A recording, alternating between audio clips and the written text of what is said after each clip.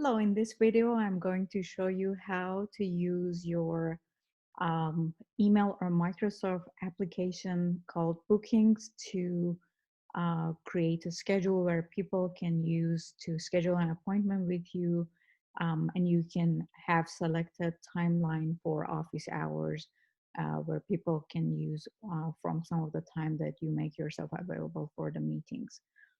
So this is included in the Wartburg email. So you can click on the main page under your email. You will be directed to where you will see all the other applications. If you don't see bookings in these applications up here, click on all apps and it will show you all the applications available, and you just need to look and find bookings. When you click on this app, it gives you different options here, but the easiest way is to create a page, a booking page. I'm just going there. I already have one published, so I'm going to unpublish that and create one from scratch just to show you the process. So you have the option of requiring an Office 365 account from my organization. This will be helpful because it saves the students' information from their email account, and it only allows the students or faculty or staff from the Wartburg College to be able to schedule an appointment with you. You also can disable direct search engine indexing. So if somebody is searching for your booking appointment on Google, they will not be able to find you if you disable this.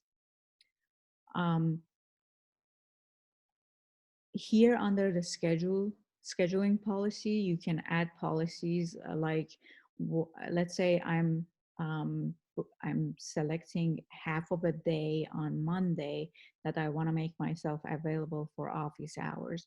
So I can select 1 hour meeting times or slots that my students can select, or I can change that to 30 minutes, depending on the timeline that I believe is more appropriate for the kind of meetings that I'm offering. So I'm just gonna keep that for 1 hour.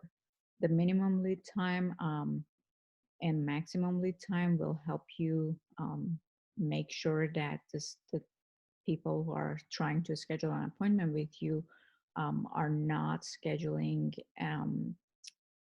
too close to when the meeting is going to happen. So for example, if I set that for 24 hours, then I can make sure that any availability that I have before that 24 hours is not going to suddenly be filled. So I'm not going to surprise myself by an appointment that suddenly had shown up in my calendar within the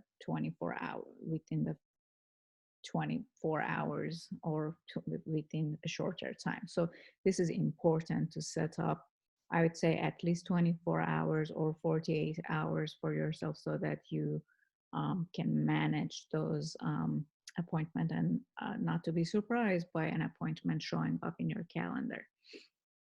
The email notifications are very helpful if you select these.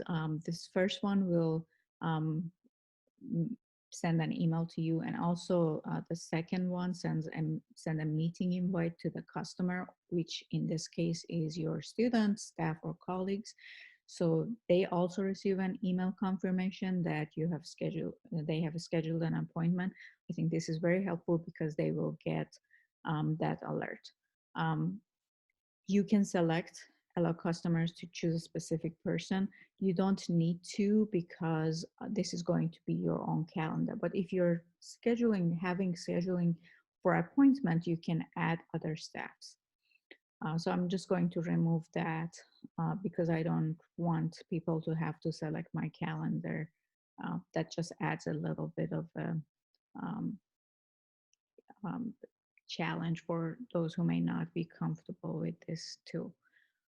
You can customize your availability. So let's say I want to have office hours every Monday from 8 to 12 and then from 12:30 to 4. So you can add or remove the days that you don't want to have meetings. So if I don't want to have a meeting on Thursday, I remove that. If I want to add 2 different times on Friday that I'm available, I can change the timelines that I'm available. So I'm selecting the chunk of time that I'm available on Friday, let's say until 2. And then I can also add that, well, I'm also available maybe from 4 to 6. So I can go ahead and add that um, to my availability timeline, which make make me more available during those different times. Um, Making sure that all the days that I'm not having an office hour or I don't want to have um, meetings showing up in my calendar are removed. Um, and then I'm going to make sure that the color is what um, I'm okay with. If you feel like orange or some of the brighter colors are um, too much for you or your students, you can go ahead with more neutral colors. But I think I'm gonna go with orange. Um, you can also set custom color. If you have a specific color that you like, you can go ahead and add that. I'm going to select so that it displays the logo and the region and time zone. And then I'm going to hit save and publish. And when I do that, I'm gonna remove that.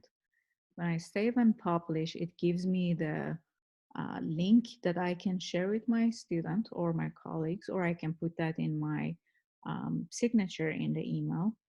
Um, and when the students or colleagues are clicking on that, this is what it will look like to them. So um, they will see my office hour calendar. If they look at the different weeks, they will see all my availabilities. Um, and on each day, if they click on that day, they will see the hours that I'm available. Let's say one student think that the Monday hours may work better for them, so they may click on that and click on the time that works best for them. Then they will be required to put their name in there um, and the email.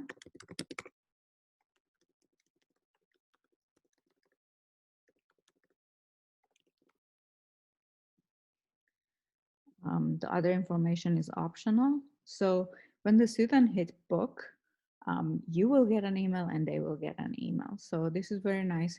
And then you can also see what they have scheduled in your calendar. So it will automatically show up in your calendar, the timeline that you have made available yourself, that will show up as um, an appointment. So this one is on Monday 4th, Monday, May 4th at 1 p.m. So if I go to my calendar um, and go to May 4th,